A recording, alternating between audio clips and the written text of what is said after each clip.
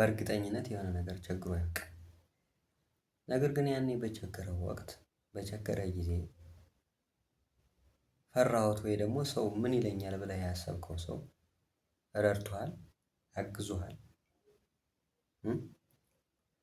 የሆነ በቸገረ በጨነቀ ጊዜ ያገዘ ሰው አለ። ስለዚህ በቃ ብራዘር በቃ እንደው ሰው ምን ይለኛል አትበል። በቃ ሰው ምን ይለኛል አትበል። ሰው ምንም አይልም። በቃ ይኸውልህ ሰው ማለት ነው ምን አይነት ተፈጥሮ ብዬ ልንገርህ? መልአክ ስትሆን ለምን ሰይጣን አልሆነም? ሰይጣን ስትሆን ለምን መልአክ አልሆነም ብሎ የሚያወራ ሰው ነው የሚያወራ ፍጥረት። ስለዚህ ለሰው አትጨነቅ። በቃ የራስህን ህይወት ብቻ ኑር።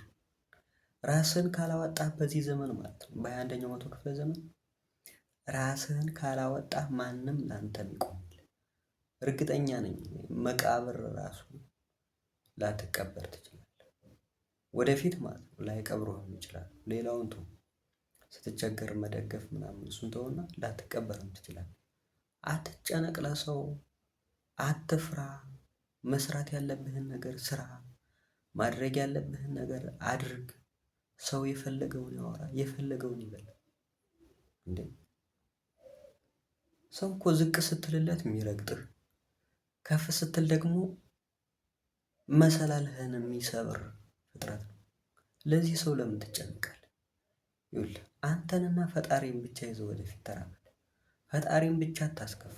ፈጣሪን ብቻ ፍራ። ለሰው አትጨነቅ። ሰው ማለት ነው ሰው